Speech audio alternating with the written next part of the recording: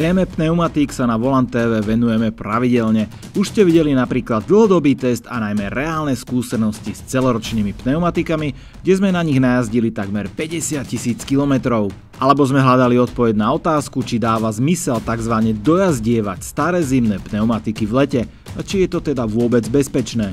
Dnes sa ale pozrieme na skúsenosti počas zimného obdobia s cenovo dostupnými zimnými pneumatikami. Konkrétne sa bude jednať o veľmi známu značku Barum s novinkou Polaris 6, teda s najnovšou generáciou ich zimných pneumatík. Otázka teda je, či takéto budžetové pneumatiky dávajú zmysel. Auto, na ktorom ich budeme testovať, je Lexus NX300H s hnanou prednou nápravou. V tomto teste sa pozrieme na dve základné oblasti, v ktorých Barum Polaris 6 vyskúšame. Za prvé bude to hlučnosť a porovnanie jej úrovne voči prémiovým letným pneumatikám. No a za druhé samozrejme jazdné vlastnosti počas zimy a nízkych teplôt. Ako prvé sme odmerali hlučnosť letných pneumatík na suchej ceste. Podotýkam, že teplota vzduchu a vozovky bola vysoko nad nulou a meral sa hluk v kabíne počas jazdy. Jedná sa o prémiové auto, takže výsledky môžu byť pri iných vozidlách odlišné. Následne sa po prvom meraní letné pneumatiky prezuli za zimné, aby sme mohli odmerať hlučnosť aj pri nich. Ako vždy, tak aj tu dodávam, že sme merali na rovnakej ceste, v rovnakom čase, na rovnakom aute a pri rovnakej teplote. Výsledky nameranej úrovne hluku letných pneumatík vidíte v tejto tabuľke. Meriame vždy pri rýchlostiach 50, 90 a 130 km za hodinu. Veľká neznáma ale bola hlučnosť novej generácie Polaris 6. Či sa aspoň priblíži letným pneumatikám v takýchto podmienkach. A na naše veľké prekvapenie to pri týchto zimákoch vôbec nebolo zlé. Pocitovo sa jednalo len o minimálny rozdiel. Samozrejme základnou otázkou do budúcna je, ako sa zmení ich hlučnosť časom. A teraz poďme na ďalšiu časť testu, trošku akčnejšiu. Druhá časť nášho testu a tam plnú nádrž a pôjdeme zároveň na miesto, kde si trošku vyskúšame jazdné vlastnosti auta na týchto pneumatikách. Je to nedaleko Trenčína, Banovec nad Bebravou, takže je to čo Jankov vršok. No a presne tam prídeme na to, či tie pneumatiky držia alebo nie.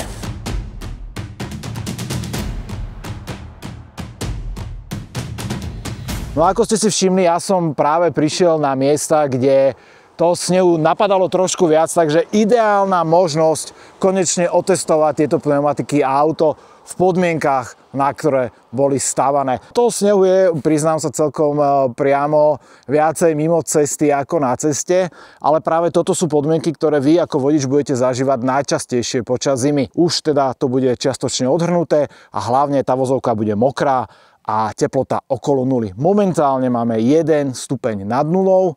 Som zvedavý, koľko bude hore, bude to možno ešte menej.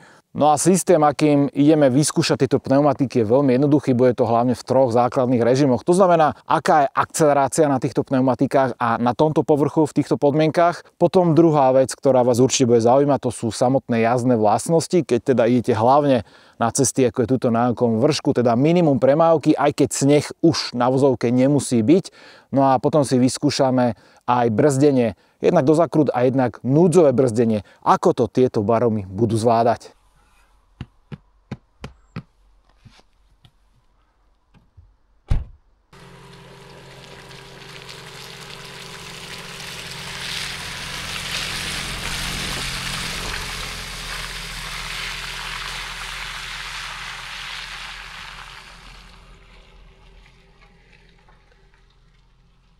A môžeme ísť. To najdôležitejšie, čo vlastne čakáte od dobrých pneumatík a najmä od tých zimných, je istota a bezpečnosť za volantom. To znamená, že viete sa spoľahnúť kedykoľvek na to auto, či vás podrží v stope, či dokážete zabrzdiť, alebo len bude bezmocne kopať ABS-ko alebo blikať stabilizácia. Vy chcete, aby ste sa mohli na to auto spoľahnúť kedykoľvek, v akejkoľvek situácii. No, ja vôbec netuším, či tu momentálne už bol nejaký posyp, aj keď počujem tie kamienky, ale budem predpokladať radšej, že nebol. To, čo ma bude zaujímať, je napríklad takáto zákruta. OK, tuto už bolo trošku cítiť, že bojuje s tou trakciou, ale určite idem rýchlejšie, ako by, povedzme, bežný vodič na takéto ceste a v takýchto podmienkach išiel. Predsa len chceme trošku otestovať tie pneumatiky. Miestami tu vidím, že je sneh, no ale ten, keď nabehnete, tak to nebude OK. Toto je ináč zaujímavá zákruta, do kopca relatívne ostrá. Občas vidím, že mi blikne trakcia, ale nie stabilizácia. A potom takéto brzdenie, dosť prudké. Toto je obľúbená zákruta aj pre divákov, najmä v lete. Široká, krásna. Toto je samozrejme moderné auto, ktoré má stabilizáciu, má trakčnú, má ABS, má v zásade všetko, čo by ste na palube chceli mať a v takomto počasí rozhodne nevypínať. Tak toto. No a toto je presne tá zákruta. Tu som zvedavý práve na tú trakčnú, že čo to spraví. Počuli sme, že jemné preklznutie, ale auto ide ďalej. To, čo počujete, je CVT, čiže tu nemám ani možnosť radenia tých prevodových stupňov. Tu už je snehu podstatne viac. Dobre, prudké brzdy, zatočíme, pridáme prudko. Nie je to zlé. Samozrejme, okrem nástrah, ako je zľadovateľa cesta alebo kamene, tak na Jankovom vršku veľmi radi vám skočia do cesty aj občas nejaká srnečka. To som tiež zažil niekoľkokrát. Tak toto už vyzerá byť naozaj, že kopec snehu. Tuto už odhrňač určite nebol, toto je len a len zjazdené. Cesta na Jankovom vršku ide najmä cez les, ale potom presne prídete do takéhoto úseku, kde tie stromy ustupujú a kde aj ľúbi fúkať vietor, takže práve v takomto počasí je riziko, že tu jednak klesne teplota, čo je dôkazom práve tuto, že máme -1. A riziko je samozrejme to, že takýto sneh sa premení na úplnú ľadovú kašu. Toto vôbec nie je zlé. A tým sa dostávame už sem do cieľa Jankovho vršku. A ešte si vyskúšame samozrejme jazdu dole, kde otestujeme najmä to brzdenie. Tak poďme na to. Opäť akcelerácia aj v hlbokom snehu. Ale to, čo som hovoril na začiatku, že chcete hlavne tú istotu v tom volante, v tom aute, tak na týchto gumách jednoznačne ju mám. Brzdy, plné brzdy. Tento les je nádherný aj v lete, aj takto v zime. Normálne ma to baví, počúvajte. To je... OK, tuto máme zase plno snehu, takže tuto opatrnejšie. Samozrejme, to si povedzme na rovinu. Môžete mať akékoľvek pneumatiky chcete, ale keď to proste preženíte, fyzika je fyzika. Vždy musíte začínať tu. Dobre, opäť ideme teraz tu veľkú zákrutu, toto ma zaujíma. Rovinka, dostávame sa znova na tú veľkú otvorenú zákrutu, kde si trošku ruky zamotáme. Počuješ, že tá guma už ako keby mala dosť, ale nie je tomu tak, vôbec tomu nič nenasvedčuje. Plné brzdy.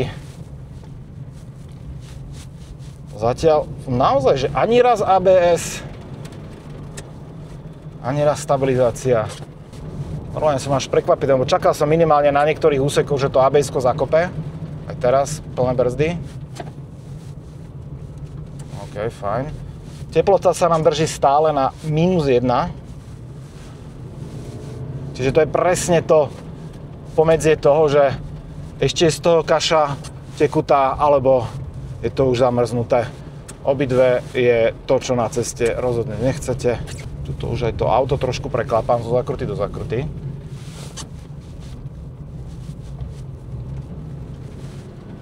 Možno v tých úplne najväčších vrácakoch cítim, ako to auto už má tendenciu byť nedotáčavé a trošku sa hrnie cez tie pneumatiky, ale inak som milo prekvapený tým, ako tieto Barumy v tej 6. generácii fungujú. No poďme si to teda zhrnúť. Jazdu máme za sebou a úprimne musím povedať, že ak ste doteraz vnímali Barum ako síce lacnú, ale priemernú pneumatiku, tak pri Polaris 6 je čas to asi prehodnotiť, nakoľko vo všetkých tých meraných parametroch, ktoré ako bežný užívateľ dokážete zmerať a vnímať, si myslím, že práve tá nová generácia, tá 6. generácia si počínala veľmi dobre. No a práve aj počas tejto poslednej skúšky tu na Jankovom vršku myslím, že Polaris 6 veľmi milo prekvapila. Samozrejme, a to je extrémne dôležité si uvedomiť, ako sa bude táto pneumatika správať aj po niekoľkých sezónach alebo po odjazdení x tisíc kilometrov, pretože sa môže stať, že v časom stvrdne, začne vydávať hluk, nebude mať už tieto jazdné vlastnosti, ktoré má, ale toto sa dá zistiť len počas nejakých dlhodobejších testov. Ale ako nová pneumatika si myslím, že veľmi milo prekvapila, hlavne ak si zoberieme ten pomer ceny a výkonu. A práve tá dlhodobá skúsenosť je vec, na ktorú sa chcem zamerať počas niekoľkých ďalších sezón na týchto pneumatikách, ako sa im bude dariť a či teda tá deklarovaná kvalita a dobré vlastnosti ostanú aj naďalej. Dajte mi vedieť vy, ako máte skúsenosť s pneumatikami Barum. No a ak máte už túto Barum Polaris 6, tak napíšte skúsenosti aj s ňou. Ja dúfam, že nám aj poriadne nasneží, aby som si to vyskúšal aj na súvislej snehovej vrstve. Teraz som to povedal tak odborne, tak presne tak to je. No a trošku sa aj na nich možno vyšantiť. Takže ďakujem za sledovanie a vidíme sa pri ďalšom videu onedlho. Ahojte!